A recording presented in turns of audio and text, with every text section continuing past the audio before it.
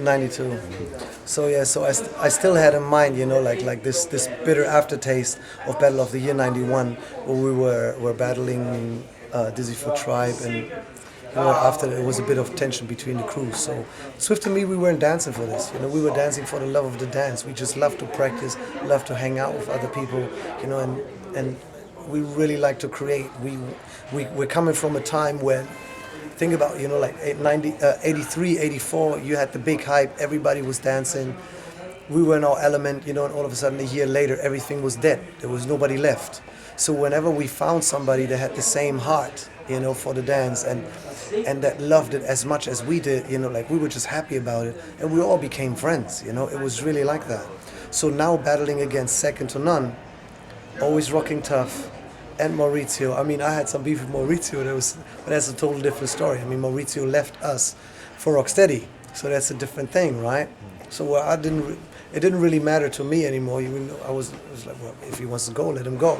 But for him, it was, I guess, sort of a problem, and so I guess he instigated some kind of stuff as well. You know, so all of a sudden we ended up battling against each other. And if you watch the battle closely and you look at Swift and me, we weren't really feeling it. But at the same time, we had to bring it to the table, right? No, we weren't either in that battle really, because we realised at the time it was difficult because there was this Rocksteady thing going on, and Tim and Tom had asked us to join the Rocksteady, and we sort of at the time said no because we wanted to keep the name, but they said, oh, no, we were in the Rocksteady at that sort of point really, but we're like, we want to keep the name, and Legs didn't want us to keep the name, Second to None, so like, well, we don't want to be in it. And then you've got Maurizio on one side with all this beef with you guys, and we're in the middle of this Rocksteady and Maurizio beef, Second to None, and we're all like, you know, this is not something we really want to be involved with. We always just wanted to dance. We didn't really want the political thing or... I actually think that was a problem with Second to None. They've done that twice.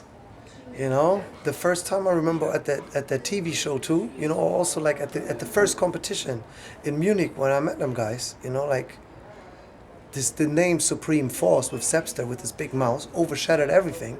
You know, it didn't really like, you know, like the name Second to None didn't really get through.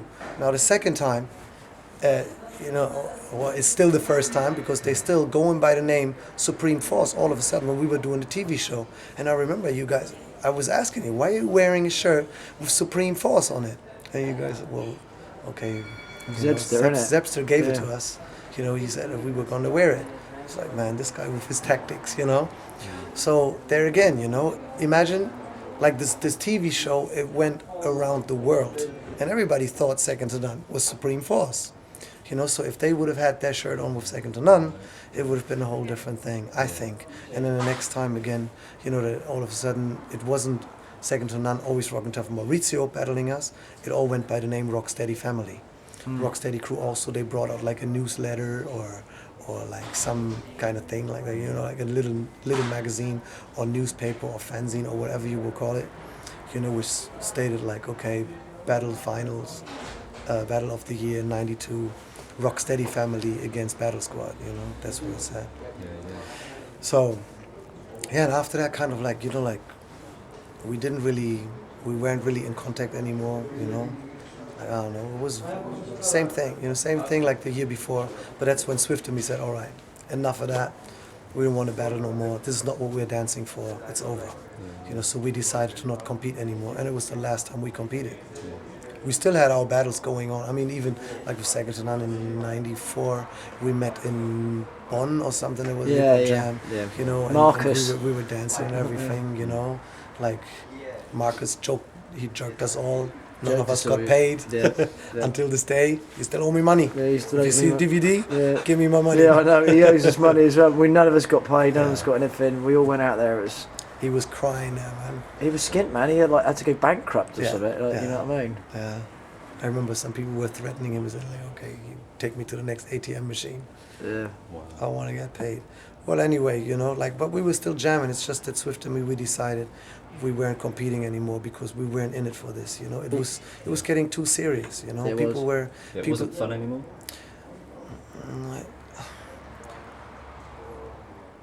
Honestly, man, in those competitions, I never really had fun, and it was mainly because I think we were at a certain level we were at a certain level where most of the people that were judging at that time, most of the people that were judging, they weren't in the game anymore for a couple of years.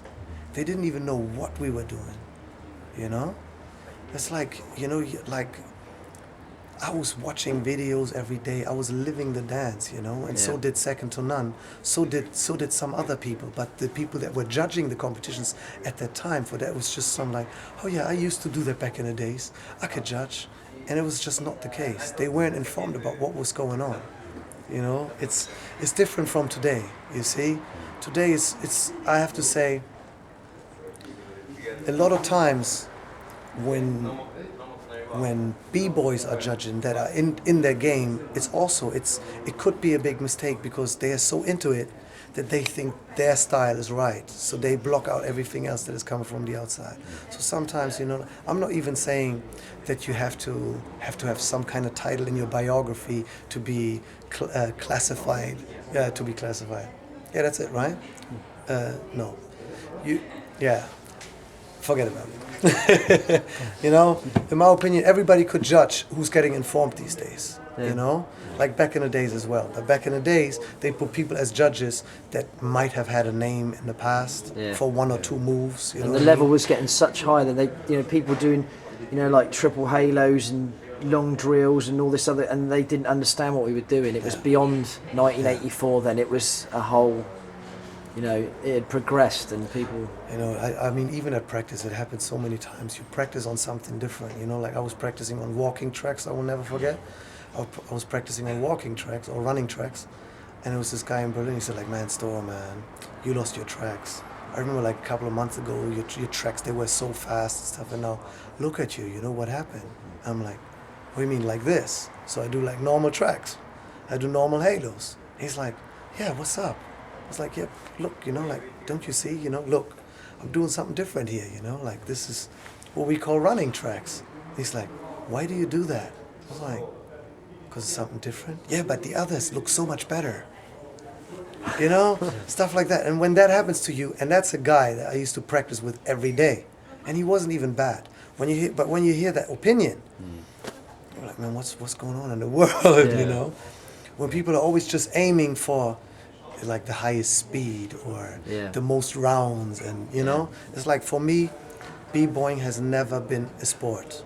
It's never been a sport. But when you come to a battle, and that's the whole thing, when it gets to a battle, when you have judges judging, you have to realize you have to create a format with criteria that you got to go by, and you got to make it transparent also for the audience and for everybody that's participating. So all of a sudden it limits you. It limits you because you're in exchange with other people, So out of this beautiful art form, all of a sudden you have this sport where you have to make sure that all the judges know how difficult your shit is and how long it took for you to practice it and on what level you're breaking on. Rhythmically, aesthetically, technically, all this. The judges need to know. You don't care about the crowd, but the judges need to know. And in most of the cases, it's not how it is. And that's why we also, like, when it was about competing and we looked at the judges, you just had to look at the judges and you're all right. So, well, we know how these guys dance. We know how they think, so we just said, okay, forget about it. I think today it would have been a different thing, because people are really getting informed and they know what's up. Yeah. So I participated one more time at freestyle session in '98. Yeah. Freestyle session Flying 3. to But that was really spontaneous too. Because Ivan and Flowmaster, like we were always dreaming about, like getting a team together, and competing in a way, So we just said, all right, let's do this. And all of a sudden we ended up with 7 people. I remember all of a sudden we were like, huh? Who recruited all the others, When you did all that traveling and was in America and all the other places in the world, and people talked about you and Battle Squad in that era in Europe, did Second Son's name usually come up? Was it the crew that was talked about? Or did Flowmaster? I mean, I talked to him in '96, and he was like, Second to None, man, fuck. And I know that because of you. No, sure. See, in the United States, they had all the videos that we had. Also, we have to blame Thomas Hergreuter for that as well, because he got in touch with Po 1 very early already, like in '95, 94, '95. They got in touch, and Po like he was asking for videos, so Thomas sent him all the stuff that we were having. You know, like everything that Tony gave us in 1990. You know, like of course, you know, it spread in Germany within no time because Swift also he made sure that everybody that was doing it from the heart, you know, got a copy of that tape. Yeah. So everybody had it. The Schallenkammers, you know, Fresh Force in Aschaffenburg, you know, Rocking Force in Stuttgart, you know, like wherever there were still crews breaking, you know, they got a copy of that tape. We always made that sure to keep the energy going in Germany, right? And to the people that we had contact with. What do you think Second to None's legacy is? What do you think they've left for the world of breaking? You know, from that time in Europe all the way through the 90s, right up until now, right up until last night when you got the Koreans and the Russians battling. What do you think is what they've given, what they've passed on? What are your feelings, man, for those bunch of guys? I sometimes have the feeling as if nobody cares about that anymore, but you know, like when I see certain people performing, or when you know, like all of a sudden you see where the inspiration is coming from, you know, and you remember who's done a certain move for the first time, maybe not even for the first time, but who, you know, like Asa with his triple halos, for instance, you know, like okay, Asa didn't invent the triple halos, but he was the one that made them famous for us. You see what I mean? Yeah. So, and he had like his approach to it, you know, the way he did it.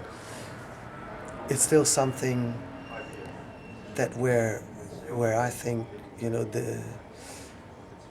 nobody will get the same feeling that we had back in the days. But sometimes when I look at it, it reminds me of back in the days, you know, like just the approach that people are having. I don't know if they are inspired by it, but you know, definitely there was somebody earlier there and he's done it. Legacy, look at it that way, man. I mean, we're all part of history, you know, and we all contributed, you know. As long as we know what we've done and we see the things that other people are doing today and where it came from, where it evolved from, that's the most important thing, you know, and we see it. That's the most important thing to me.